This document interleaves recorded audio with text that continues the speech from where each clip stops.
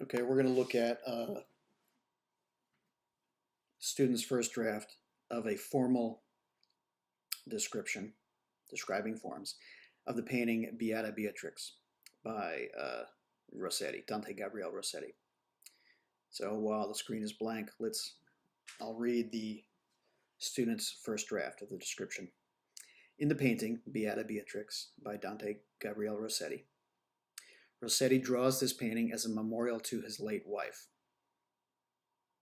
That's not a description, that's history, but okay. Um, Continuing on, the painting is 34 inches by 26 inches. Its orientation is vertical, and it is made up of oil paint on canvas. On the top, middle of the canvas, you can see the sun between what appears to be two buildings. On the building to the left, there is an image of a person dressed in red, holding on to what appears to be a light, and in this light is illuminating the top half of its body. This is the good side. On the right side is a dark image of a person with a sundial located in front of this person. I am guessing this is death counting down. Okay, that sentence, I am guessing this is death counting down. We save that sentence for the analysis part. We're just describing right now, so that sentence goes for a later part of the assignment. Continuing on, in between these images is Beata Beatrice, with her full head of red hair being illuminated by the sun that is coming through the two buildings. Her face pale as can be, she is giving her back to the good image, and she is facing the direction of death. With her eyes closed and her hands one inside the other, she awaits. By her hands is a red dove, the symbol of love and death.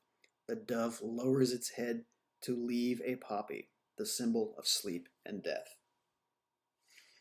Okay, the symbolism is good, but we're going to leave that in a strict description. You need to leave that out. You're just describing what things look like, where they are, what size they are, what shape they are, etc. The symbolism and their meaning is just a later step.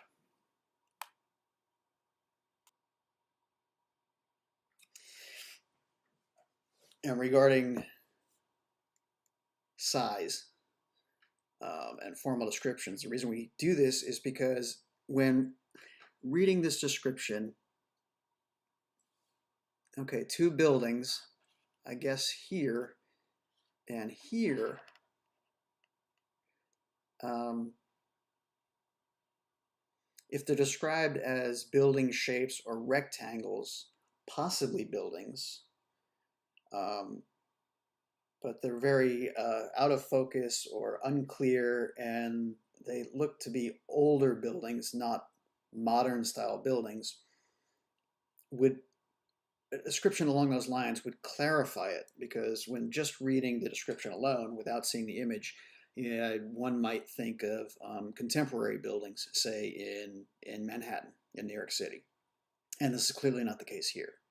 So that's why in the formal description, we're describing shape, size, color, texture, things like that. Um, so our focus is on those things instead of other assumptions that a reader might have in one's head. And continuing with that idea, you're describing the quote good and bad people. You spend a lot of time describing them before you even get to the main character. So since you're describing these guys first, it seems as if they are the main characters. And since they're first, implying that they're the main characters, there's an implication that they are larger. So an order of description should describe the main character first, how much space this character occupies,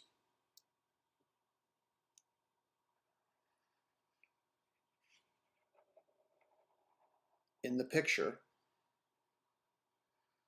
how much of this character you can see, what direction she is facing, and some details about this main character. And then go on to describe these secondary characters, what size they are compared to each other, and what size they are compared to the main character.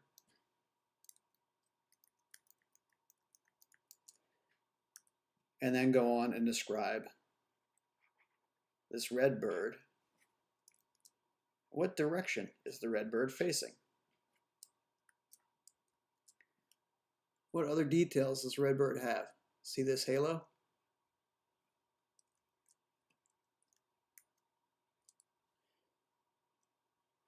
And I believe did you mention the flowers? Also, the sundial is significant. This can be read a couple ways. The sundial. Can you read a time on the sundial? Is it pointing away?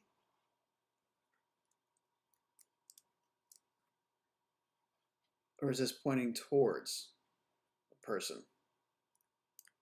There starts to be interplay, okay? That between all these objects. And this is a hard read whether that's toward or away. But either way, there is some interplay here.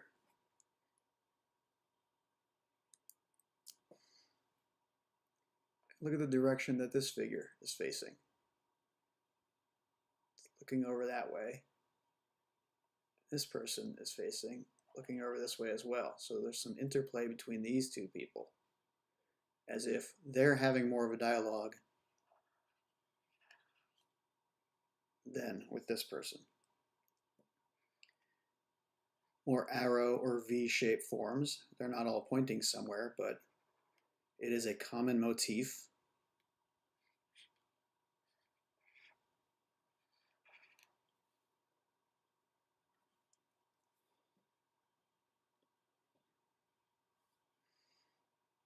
There's somewhat of a horizon line here. Let's see if we can divide this up very, very formally.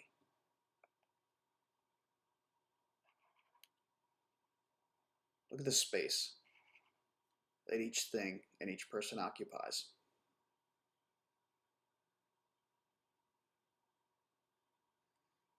Okay, this figure here has its own space. This figure here has its own space. So there's a clear division. There's an aqueduct in the back. Whereas our main character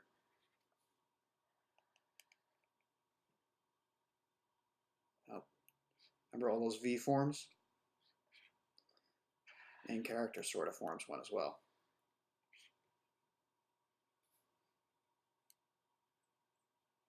Okay, so a formal description is just a description of the forms, the shapes that make up the work of art that you see.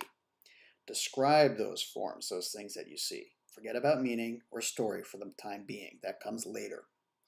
Only describe what can be seen, and as simply as possible. You can describe shape, size, location, color, texture, and tone.